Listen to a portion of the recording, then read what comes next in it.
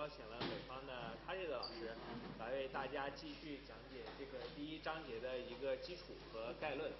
好。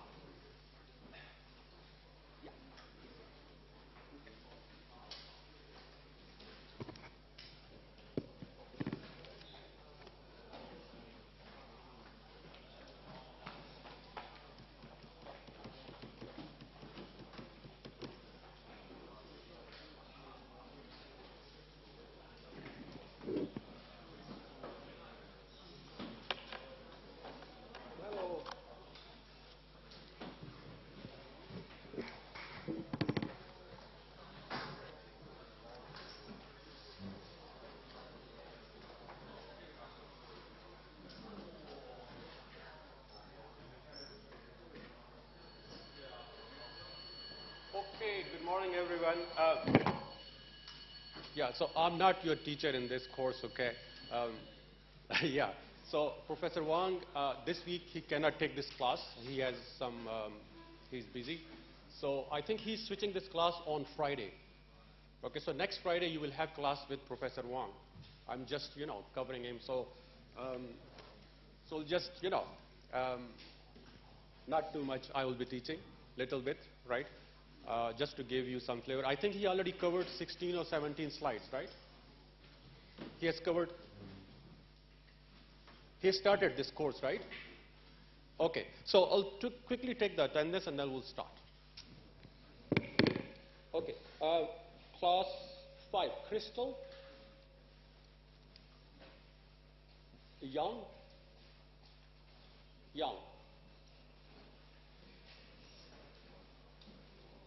Seon, Angelia, Tober, Vin, Barry,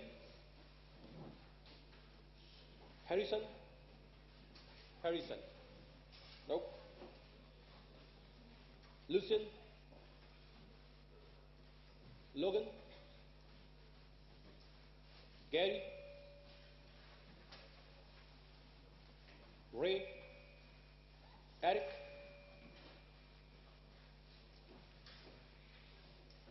Olivia, Curry,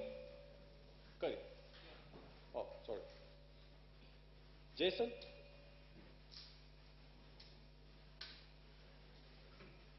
Eager, Kratos, Romeo, Yuri,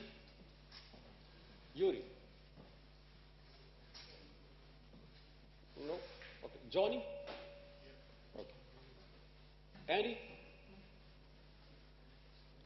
Trey, Leon, Zenon,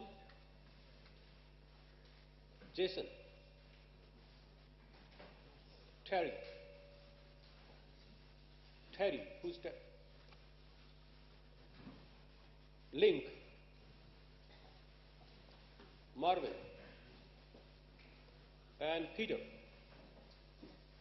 Okay. Oh, okay. Pauline, Willow, Cindy, Penny, Theo,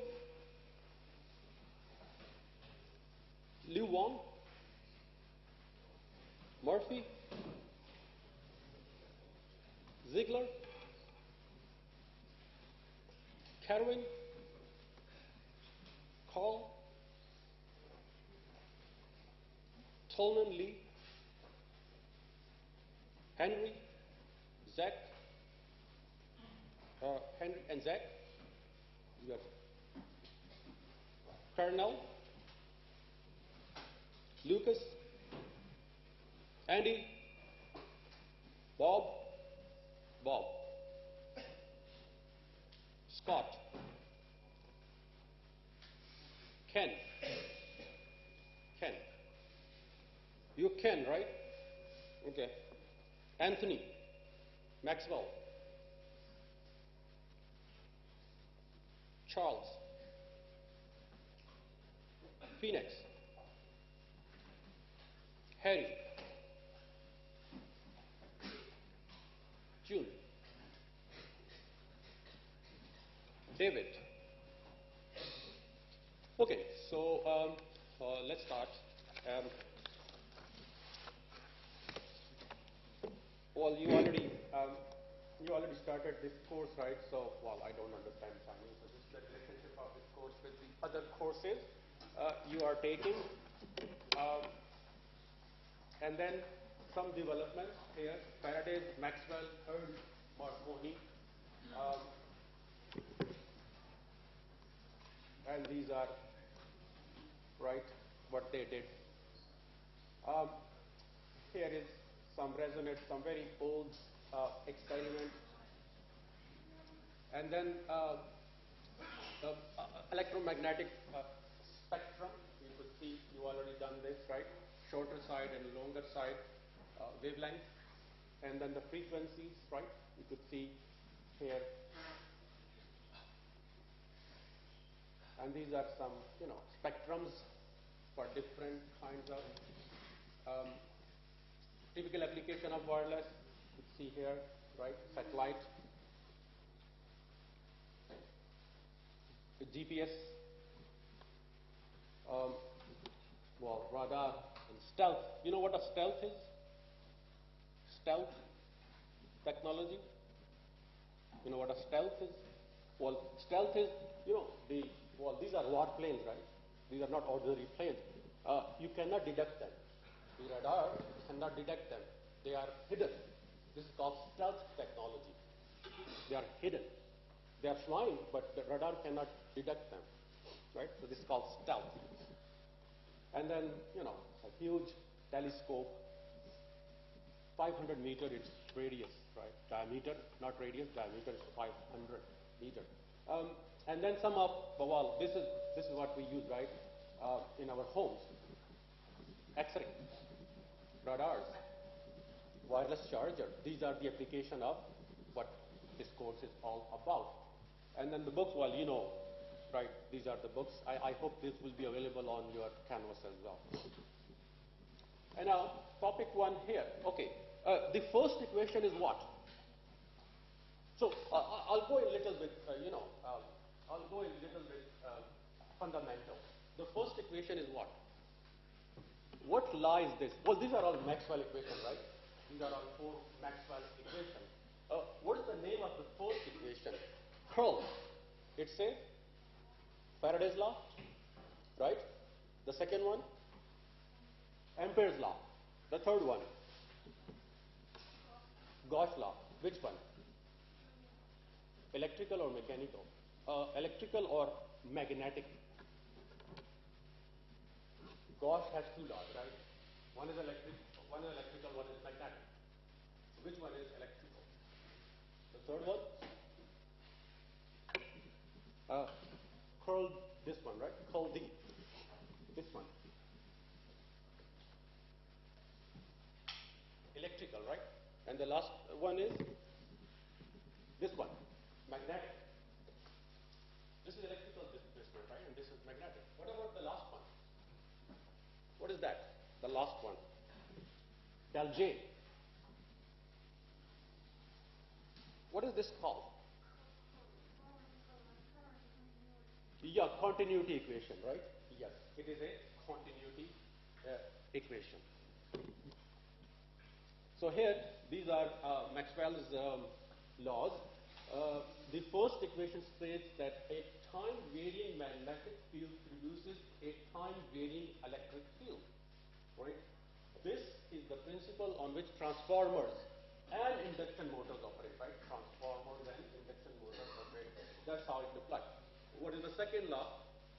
The second law asserts that a time-varying magnetic field can be produced not only by the conduction current, but also by the displacement current, right?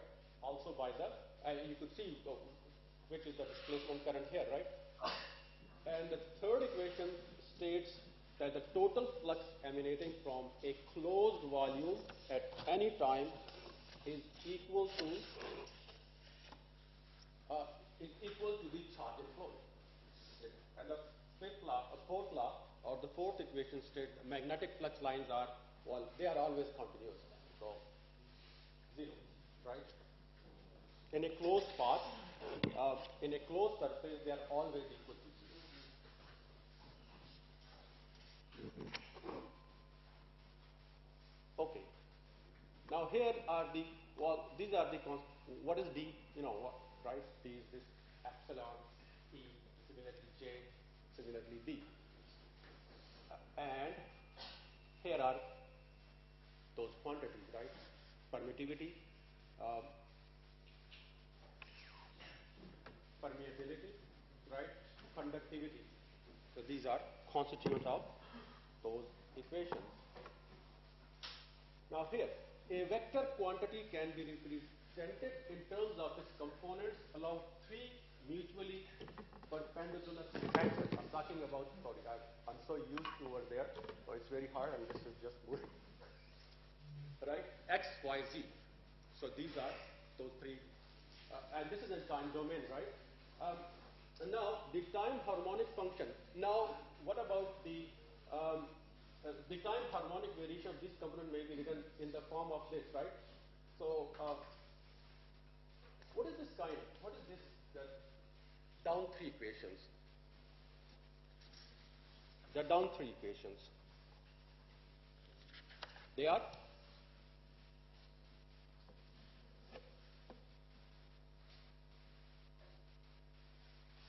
and can I? Yeah. Okay. Further here. So, what is happening here?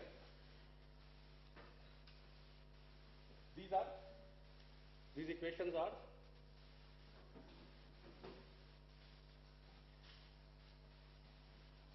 what we are doing here. E of x is this E of x O times cos of omega t plus this alpha r, right? What happened? They are, well, since in cos, right, so I can use Euler's identity, right? So here Euler's identity is used over there. Now from Euler's identity, I am defining those equations in this way. What I have done here, or what your professor has done here, by writing these equations, right? So first, here, there's a time domain, it's a complex, I can use Euler's identity, I use Euler's identity, I come up with those equations, right? X, Y, Z, right, like the Q. Now, I am further defining those equations in this form. So, what I have done,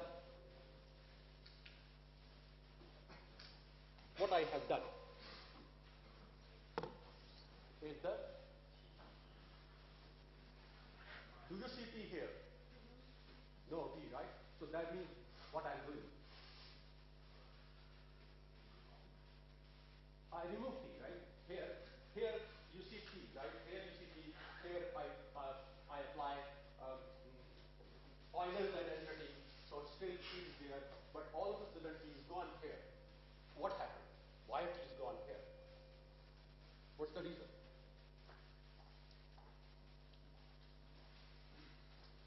What happened?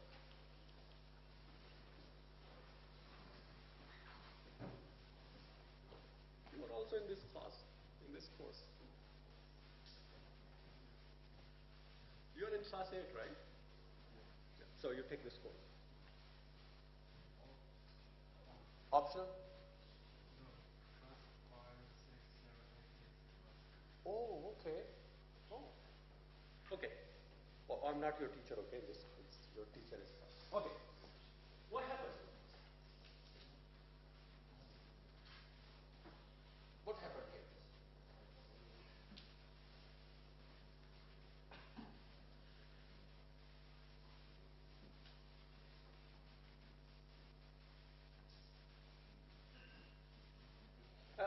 Okay. Oh, this constant, its oscillation. We know that alpha is the phase angle, right? We know that okay, and then I came up with this. So what is this? What are these quantities called? These are phasor. These are now in frequency domain, right? So you represent phasor by putting a dot, right? So you put a dot, this is phasor, T is gone because I'm not in the time domain, I am in the frequency domain, right? Thank you, yeah. We are now in the phase. So I can represent the equations here, x, y, z, these are complex. I can represent, well, if I take that equation into the phasor domain, which is the frequency domain, that's what I did, right? So I change that into the frequency domain. I can do that, right? So here it is, they are in the frequency domain now. And this phasor, as you could see, J, right? So it's a complex phasor, right? J shows it's a complex phasor. So here I can further write it in this way. So I'm interested in real of, right? So that's why you see real, right? The real of this. So what is E of x? E of x is basically real of this phasor. E of x and EY is the real of EY phasor. Similarly, E of z like that. So from here I can find in the time. This is now in the time domain, right? That is now in the time domain. So, okay, my question, why I am in the time domain, and this concept we have learned in signal and system, right? I am in the time domain. Why should I go into the phasor domain or in the frequency domain? All signals are in time domain, right? We are in the time domain. Why should I go in the time frequency domain, then come back because my actual signal is in time domain? Yeah, yes, analysis purposes. For analysis purposes, it is easier to perform analysis in the frequency domain, so that's what we do there, and then we come back in the time domain. Right? Okay. The phasor representation of a time harmonic field is a complex quantity. We just saw it's a complex quantity. That is a function of space only. Function of space only. So here you see the complete ER, that is equal, of course, this is equal to x plus y plus z, right? X plus y plus z. The phasor representation of this field E at any point in the region. Any point in the region. Okay, now this is interesting. If you differentiate this, right, with respect to, I'm so used to that, classrooms. Okay, differentiation with respect to time in the time domain yields the factor j omega in the phasor domain. Yield means it will give, if you take the derivative of that, it will give you j omega. Here, if you take the integration of that, it will be division, right? It is a division. If you take the integration, it will give you a divider. If you take the derivative of that, it will give you a multiply. Well, it's multiply, j omega. That's what this sentence means. So here, this is interesting. In the phasor form, del by del t is equivalent to j omega. Del by del t is basically equal to j omega. So, in the phasor domain, if you take the derivative, right, with respect to time here, if you take the derivative, you will get here the j omega multiplication factor. If you take the integral of that, I'll turn it off.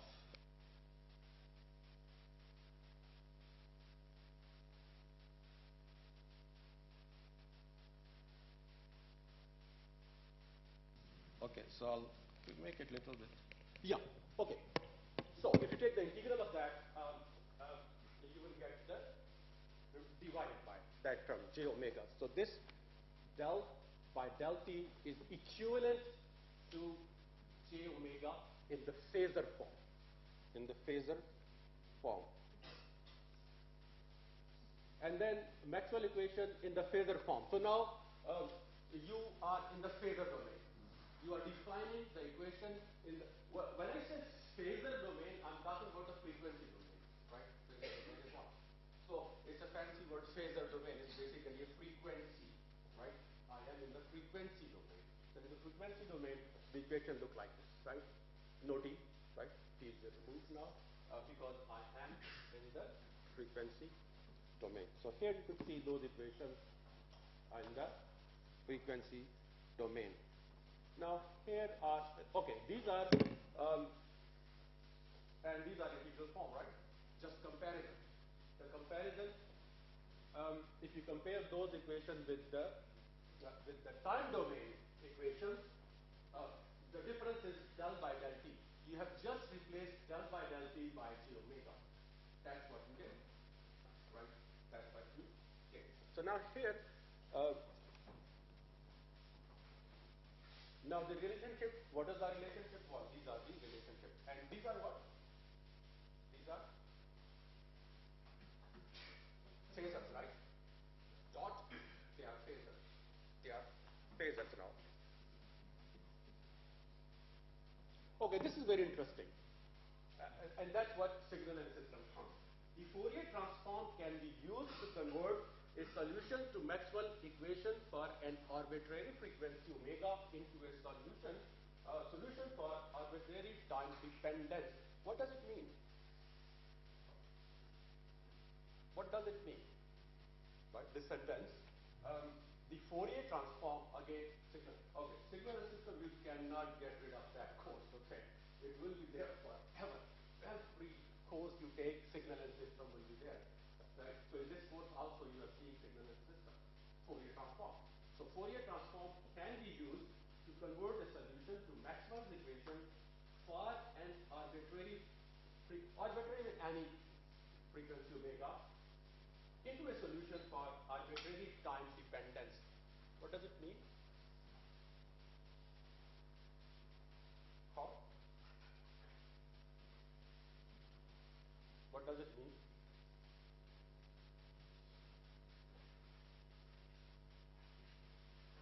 Well, okay, here, these are in phasor domain. These are in frequency domain, right? My actual signals are in time domain. What should I do then? Take the inverse Fourier transform, right? So that's what it means. You need to go back into time domain. You have solved your problem. You have performed all the analysis. You are in frequency domain. But my actual signal is not.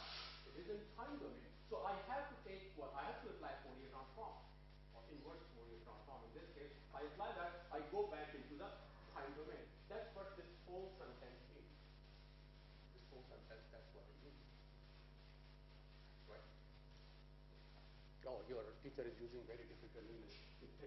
Professor Wang is using difficult English. But that's fine. That's what it means, right? You have to perform the Fourier transform to get back to the time domain. That's what it means. And then fields in media and boundary conditions. Dielectrics in an electric field. Dielectrics, right? Strictly speaking, an ideal dielectric, it's an insulator, right? Insulator is a material with no free electron in its latest structure. No free electrons. It's a dielectric material, right? It's rubber. It's a dielectric material, right? No free electrons. Okay. When an electric field is maintained within a dielectric by an external source of energy, there is no current. So that's what a dielectric material is, right? No free. It will not allow. It will not allow the current to pass, right? No free flow of electrons. So that's what it means. There is no current. If there is no electron movement, there is no current, right? It has zero conductivity. Well, that's why it's insulator, right? Rubber is an insulator because it does not allow current. If it does not allow current, there is no conductivity. You know conductivity, right? There is nothing. So now, how it look like? It look like this, right? Okay. Who will explain what is happening in figure A, what is happening in figure B? What is happening in figure A? What is happening in figure B? When?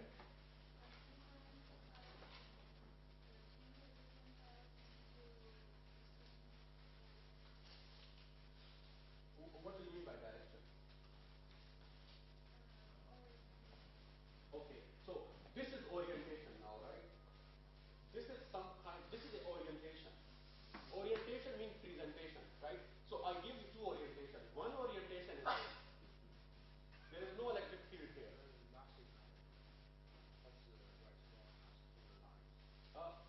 Yeah, okay. And there I apply an electric field here, right?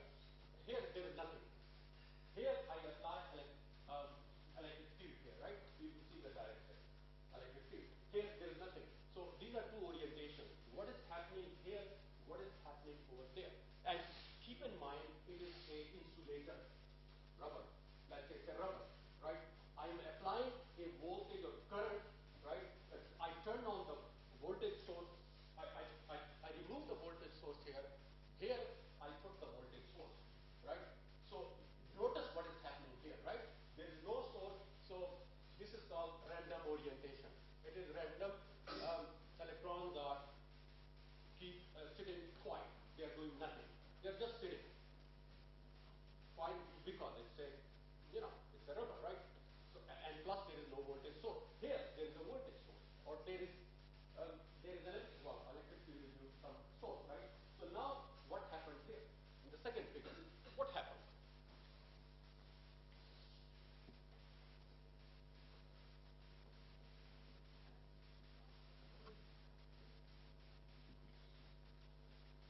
What happened?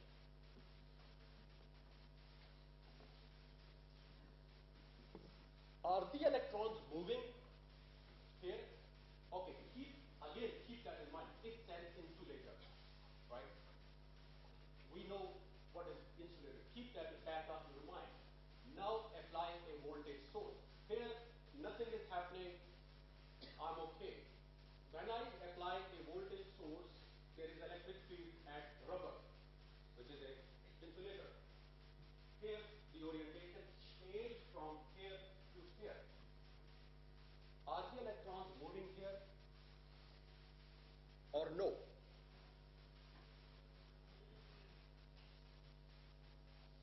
No, the electrons are not moving. They are only stretched, right? You see, this is, okay, this was a circle, right? When I stretch that circle, what will happen, right? It will become like this figure, right? When I stretch this, both sides, what will happen? They will not move. The electrons are not moving. It's just stretched, right? Pull towards this direction, pull towards this direction, but they are not moving. They are just stretched. What is this called? This is called polarization. Polarization. That is called polarization. So this is the polarization, right? This is called the polarization of electric polarization. That's the name of this phenomenon. When you apply an electric field at a insulator, for example, a rubber, electrons will not move. They will get stretched, right? The material inside, the electron inside that material, it will get stretched, right? That stretching of electron is called the electric polarization or polarization. Just polarization, right? So how you define that? You define by this, right? With this S. This is the electric. This is called the susceptibility, right? Susceptibility. What is susceptibility?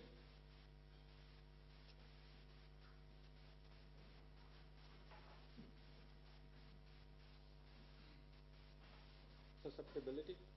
How easy or difficult to stretch? How easy to difficult to stretch in a material? How easy or difficult to stretch? That is called susceptibility, right? And P is the polarization. We know that, right? Okay. So if we move further, here now the equation changes, right? here the equation now changes. Now this D is this plus P, which is polarization, right? That equation now changes. So now D becomes this. Further, now it becomes this. Now this is interesting. Here, here now you have this epsilon, this become a complex quantity, right? This become a complex quantity. Now it has a real part and it has a complex, or it has a imaginary part, J, right? The next one, E, epsilon. It has two parts now. It is the real part and the complex part. Now this complex part, now, okay, what do you think this is playing? What is the part of this? What is it doing? The complex. What is the function of this complex part? What do you think can be the function of this complex part?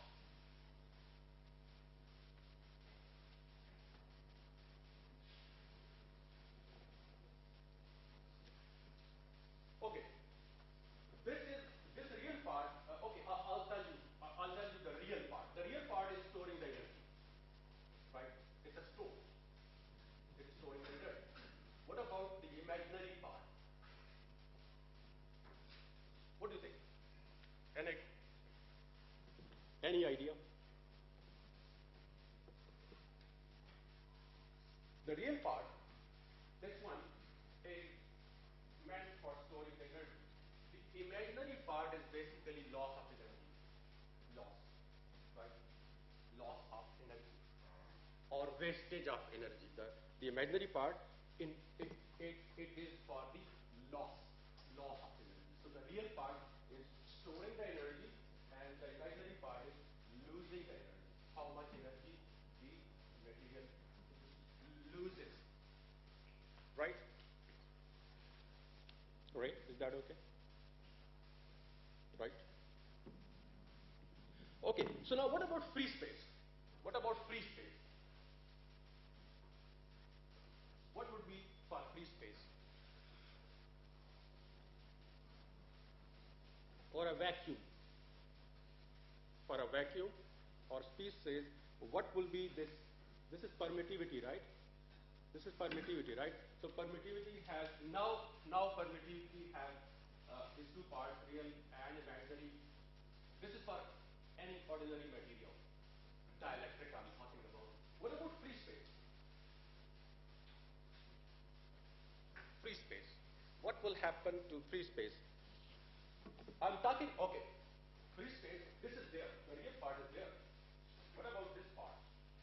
For a free space.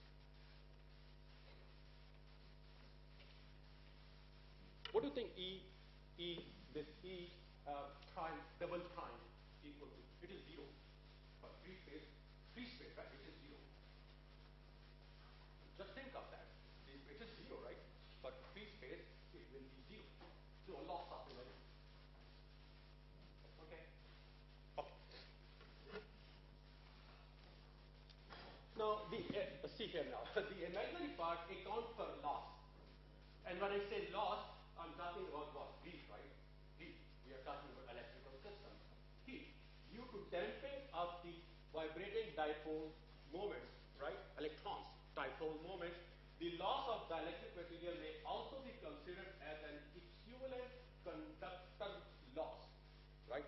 The loss of a dielectric material may also be considered as an equivalent conductor loss. Equivalent conductor loss. It's a dielectric, right? It's a dielectric.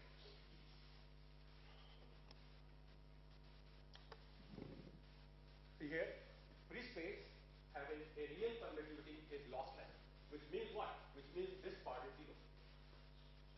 There's no loss, right? That is 0. The J part is 0, right? And here you can further simplify the equation, right? This one, right? This one is called loss tangent, right? You simplify. This is the total effective conductivity, and then that, if you simplify this term is called tangent, loss tangent. So, okay, what is happening here? What is happening here? How can I explain this equation? Tangent.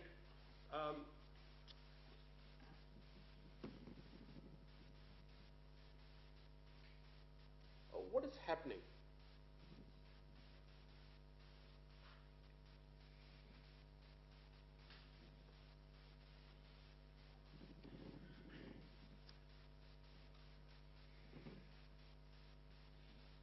This is tangent, right?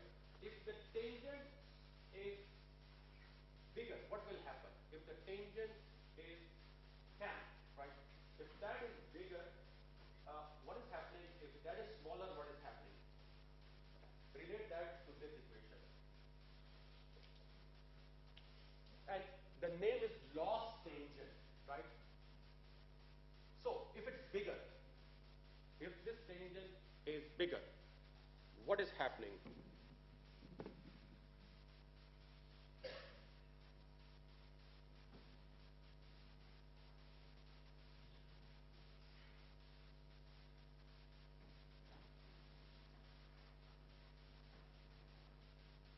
If it's small, if this tangent is small, will I have a very good insulator or a bad insulator?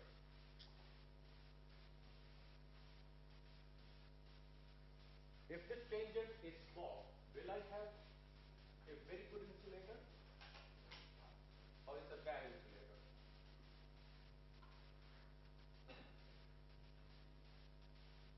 If this loss tangent is small, is that a good insulator, quality of a good insulator, or is it quality of a bad insulator?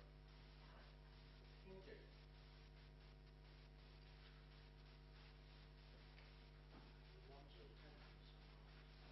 Yes, we want this tangent as small as possible. If it's small, we will have a good insulator. Yes, correct. If the tangent is bigger, then that means it is having, it is losing energy. It is actually, in terms of heat, right? It is losing energy. Yes, we want a smaller tangent. We want a smaller tangent. Yes. Okay. And here is further, right? So E is now equal to this. So if my tangent is small, I will have a good insulator. And then I can write the equations here in terms of here, right? dx, dy, dz. The electric and then the magnetic, right? I can write those equations here.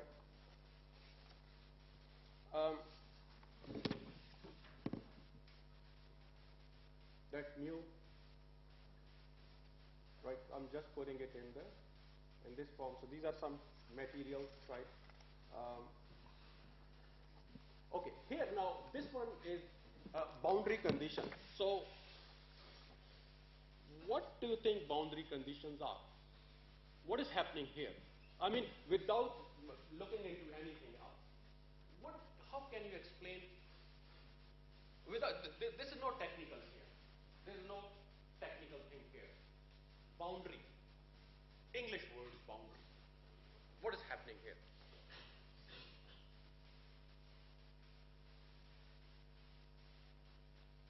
Boundary.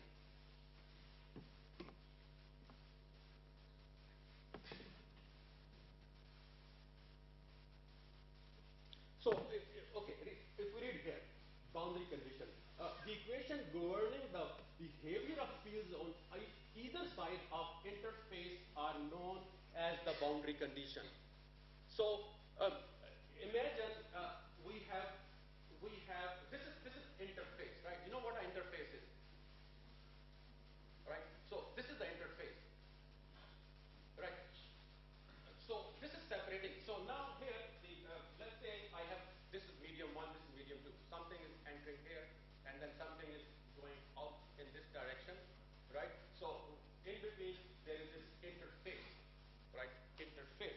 Now, what is happening here?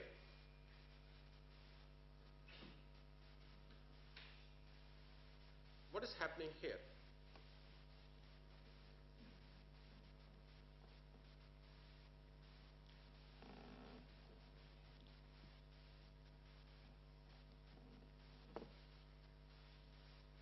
For example, this is Wi-Fi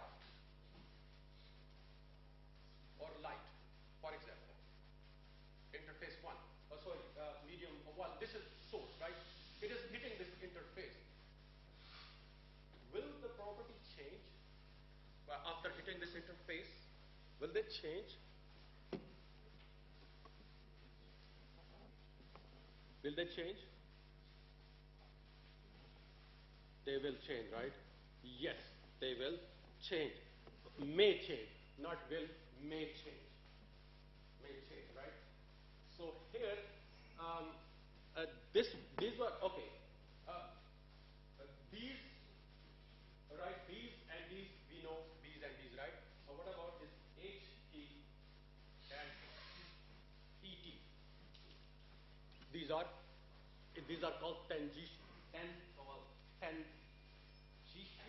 Okay, I don't know. I can pronounce it correctly. They are basically here. Here they are tangential. Tangential. These are tangential factors. Tangential. These are tangential factors, right? So, okay. You see J here, right? You see this. How can you explain this thing? How can you explain this thing?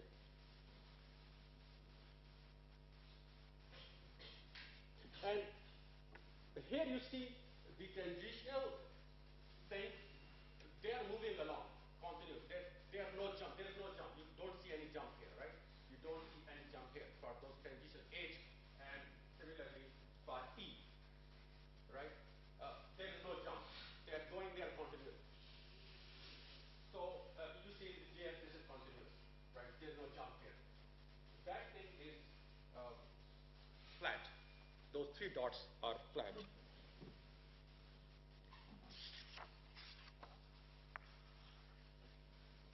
Surface charge, right?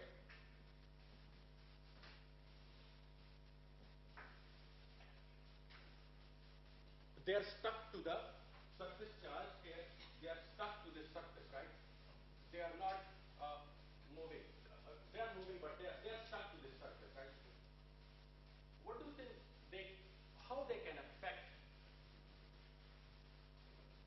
the, let's say we are talking about Wi-Fi or a light wave,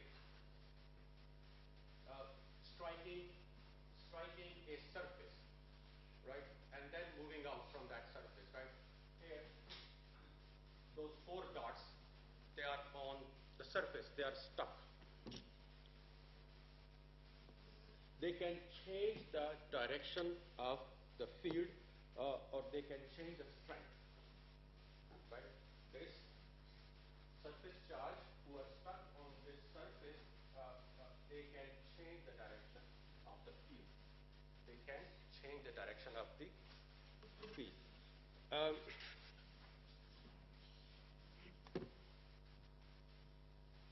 Now here, here is medium 1, here is medium 2.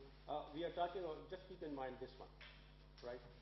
Here, boundary condition, the normal component of D. Construct a Gaussian surface in the form of a fill box. You know what a fill box is? Fill box? What is a fill box? It's a box. Well, yeah, it's a fancy word. The engineers or the designers, they have created this kind of, it's called fill box, right? It's a fancy word. They have created this box, they call it fill box, right? Well, they apply some mathematics to it, but they just call it fill box, right? They play around, so they call it fill box. It's just just a fancy word for some mathematical term, some mathematical manipulation actually. They do manipulate something mathematically, so they call it pillbox. So here,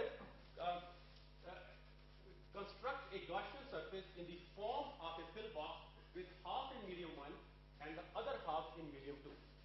Right? You could see that figure. Height is delta H, right? And the surface area, you can see here, D1 and D2, which is medium 1, medium 2. If the surface area is delta S, the charge enclosed by the pillbox, how much would be the charge enclosed? Of course, right? Delta, this one, right? So apply Gauss law. If we apply Gauss law here, what we get? Oops. Okay.